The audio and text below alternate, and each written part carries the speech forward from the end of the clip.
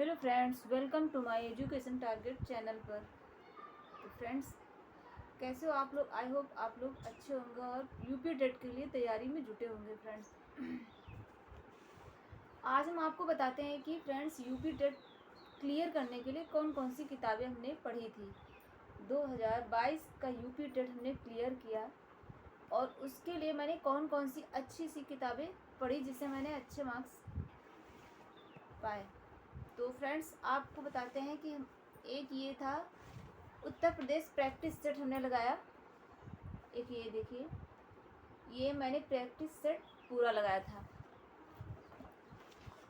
तो अब बचे हैं 10 डेज।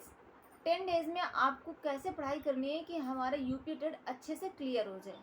तो फ्रेंड्स, मैं आपको बताती हूँ कि लास्ट में आपको हेजिटेशन नहीं रखनी है, मतलब आपको हड़बड़ाहट नहीं रखनी है। जितना आपने लर्न किया है, जितना आपने 1 साल से 2 ईयर्स से आपने लर्न किया है, बस उसी को रिवाइज करिए। आप उसी को रिवाइज करिए। उसके बाद मैंने बताया था नेक्स्ट वीडियो में, पहले बताया था, पहले बिफोर वीडियो में बता चुके हैं कि जितना आपने लर्न किया है, जो आपने पढ़ा है, अब आपका टाइम है कि आप अपने सॉल्व पेपर देखें कि सॉल्व पेपर हल करें और उसमें जो प्रीवियस ईयर के पेपर हैं उनको हल करें और उसमें देखें मेरे क्वेश्चन कितने सही हो रहे हैं और कितने रॉन्ग हो रहे हैं। ओके फ्रेंड्स, तो जब आप सॉल्व पेपर सॉल्व करेंगी तो उसमें से आपको पता चल जाए कि वैसे भी यूपी टेट में माइनस मार्किंग होती नहीं है।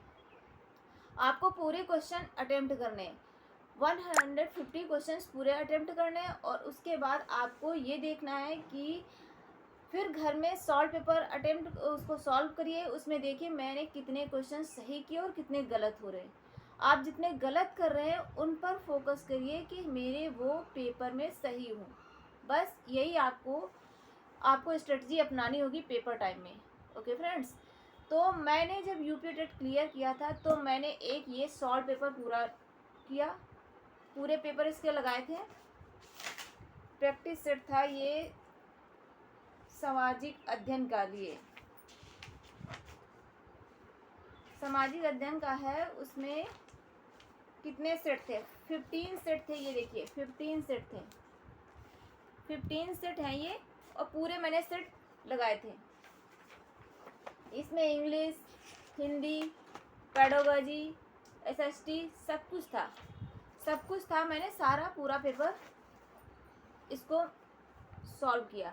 उसके बाद इंग्लिश के लिए मेरे पास एक जनरल इंग्लिश की ग्रामर की बुक रखी थी, जो कि इसका नाम है a new survey of English, general English. तो ये मेरे पास बुक थी इंग्लिश की, जो कि मैंने इंग्लिश से एमए किया हुआ। हमारे पास 2-3 ग्रामर की बुक, लिटरेचर की बुक सारी रखी हुई हैं।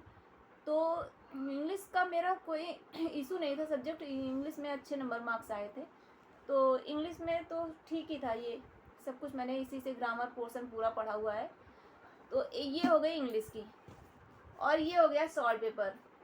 उसके बाद ये था, ये तो मैंने बता ही चुके हैं, यूथ कंपटीशन का था पूरा। इसको मैंने पूरा सॉल्व पेपर लगाए थे टेस्ट के लिए कि इसमें देखें कि इस सारे इसके टेस्ट लगाए थे और इसी से मेरे क्वेश्चन मुझे फंसे हुए थे पेपर समय। ओके फ्रेंड्स, उसके बाद लूसेंट मोस्ट इम्पॉर्टेंट पढ़ना है, जो कि सब्जेक्ट सामाजिक अध्ययन के लिए मोस्ट इम्पॉर्टेंट है। इसमें से आपको सारे क्वेश्चंस